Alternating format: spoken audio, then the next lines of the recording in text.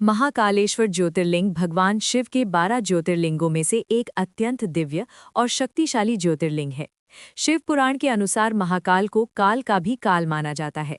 ये पावन धाम मध्य प्रदेश की प्राचीन उज्जैन नगरी में क्षिप्रा नदी के तट पर स्थित है। महाकालेश्वर ज्योतिर्लिंग की महिमामयी कथा। प्राचीन काल में उज्जैन को अवंतिका नगरी के नाम से जाना जाता था।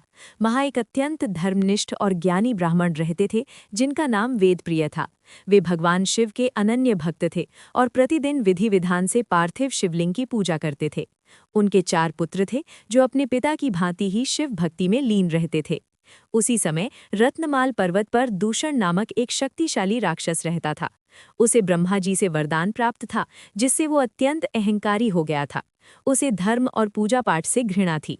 दूषण ने अवंतिका के ब्राह्मणों पर आक्रमण कर दिया और उन्हें अपनी भक्ति बंद करने का आदेश दिया। जब ब्राह्मणों ने उसकी आज्ञा नहीं मानी तो दूषण ने अपनी सेना के साथ उन पर हमला कर दिया।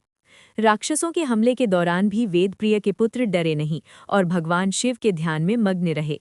जब दूषण ब्राह्मण पुत्रों को मारने के लिए आगे बढ़ा तभी उस पार्थिव शिवलिंग के स्थान पर एक विशाल गड्ढा प्रकट हुआ और साक्षात भगवान शिव अत्यंत विकराल रूप में प्रकट हुए। भगवान शिव का वो रूप महाकाल कहलाया। शिवजी ने एक भयानक हुंकार भरी जिससे दूषण और उसकी सेना भस्म हो गई।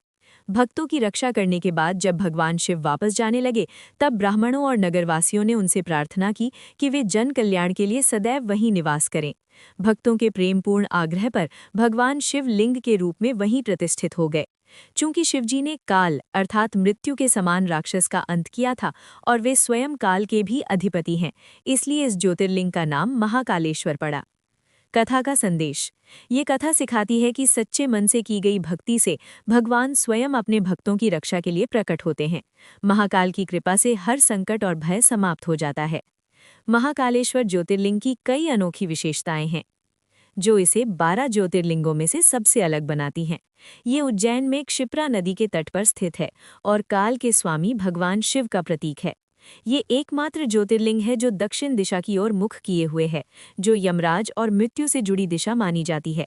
इससे महाकाल को मृत्यु पर विजय प्राप्त करने वाला और भक्तों को मृत्यु भय से मुक्त करने वाला माना जाता है। ये दिशा तंत्र मंत्र साधना के लिए भी विशेष महत्व रखती है। शिवलिंग स्वयंभू है, अर्थात ये स्वयं प्रकट हुआ और किसी मानवीय स्थापना से नहीं बना। इसकी शक्ति भूमिगत स्तर पर फैली हुई है जो भक्तों को गहन आध्यात्मिक ऊर्जा प्रदान करती है। यहाँ विश्व विख्यात भस्म आरती होती है जिसमें शिवलिंग को चिता की भस्म से अब पूजन सामग्री की भस्म से स्नान कराया जाता है। ये जीवन मृत्यु चक्र का प्रतीक है और सुबह के समय विशेष रूप से रोमांचक होती है। मंदिर 3 तलों वाला है।